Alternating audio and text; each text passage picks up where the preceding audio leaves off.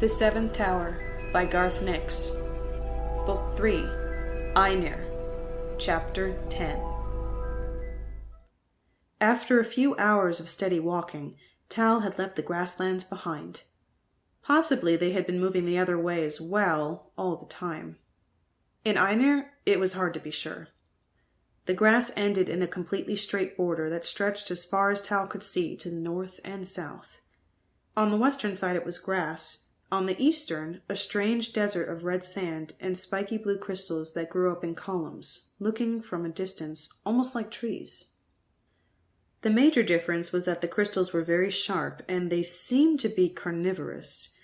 At least there were scraps of flesh and skin hanging off many of the plants, and all of them were surrounded by rings of broken bones. Tal gave each crystal plant a wide berth. As far as he could tell, they couldn't move, but he didn't trust them. They might be like the trees of the forest where he'd arrived, and would move when it suited them. As he walked farther into the desert, it got much hotter. The crystals shone more brightly, with a hypnotic glare. This was how they caught their prey, and Tal had to stop himself several times from walking into one of the plants. He wished for his old shadowguard. It would have shaded his head from the sun and shielded his eyes. But the shadowguard was gone, back to living its life as a growing datu. Then Tal remembered that he did have a companion that could shade him.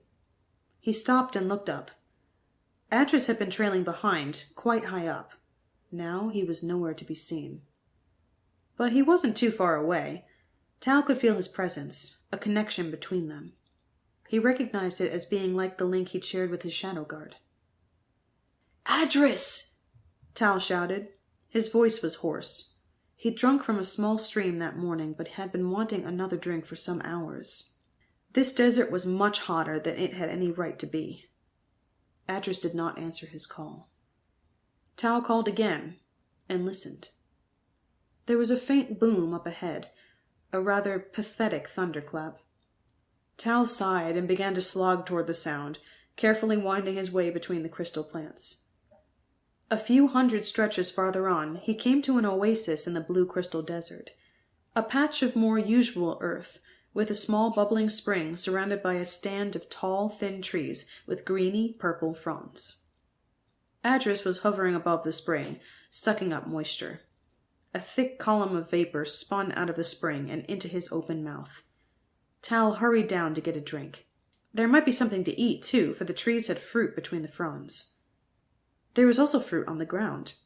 Tal had a drink, then picked up a piece of fruit and examined it. It had a hard skin, but was soft and pulpy inside. He had seen such fruit before, though only in baskets brought to the chosen enclave.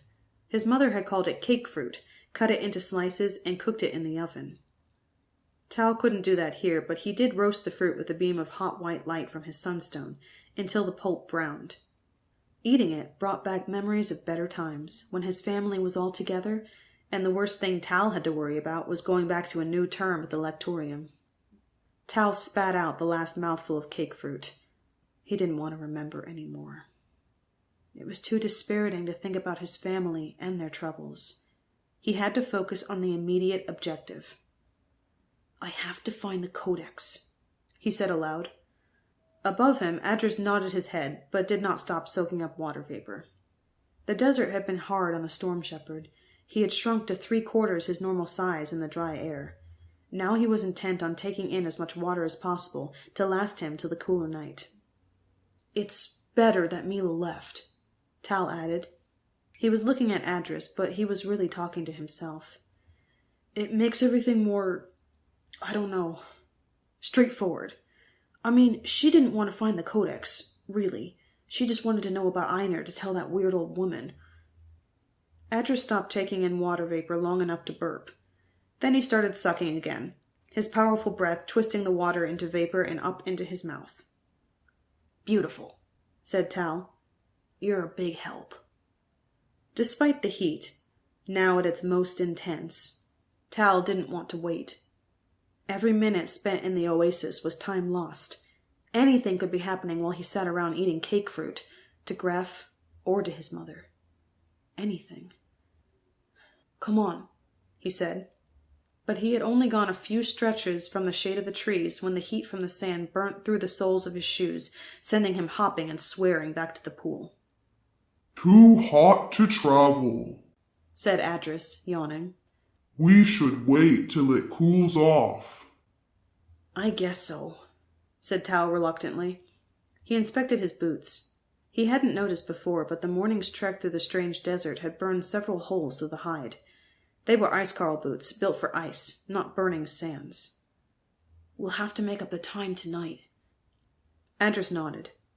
Tal put his back against one of the trees, looked up to make sure that no cake fruit was likely to fall on him, and closed his eyes. He wouldn't sleep, he vowed. He'd just think everything through. Finding the codex was the first step, but there was a lot more to think about. "How do I find the codex?" he mumbled to himself. Did he just keep on walking east till he fell over it? Tal knew it wouldn't be as easy as that. He would rest now and save his strength. Then he would walk all night. He'd make up the lost time. He had to. But the sun was very hot, even in the shade of the cake fruit trees, and Tal's thoughts drifted off into dreams. He slept, even when the breeze came up and cake fruit dropped with soft plopping noises all around him. He slept on, even as something slithered down the trunk of the cake fruit tree above him. Something long and scaly, though very flat and thin. It had thousands of tiny hooked legs. They rippled under it, each hook digging out minute flecks of bark as it made its circular way down and around the trunk. It had 2 heads at the end of its ribbon-like body. They were of unequal sizes. The smaller head had a bulbous cluster of 8 multifaceted eyes and 2 jointed tendrils that quested ahead. The other head was twice as big. It was all mouth, currently shut. The thing seemed in no hurry. It moved steadily down until it was right above Tal's sleeping head. The tendrils from its small head brushed his hair, and the eyes glittered as it measured up the chosen boy. Then its mouth began to open. At first it didn't seem possible that it could open wide enough to do Tal any harm. But the lower section of the thing's head continued to open, wider and wider, the mouth spreading back well past the second head, into the creature's body. It didn't have any teeth, but an ugly green spit began to drip from the back of its throat.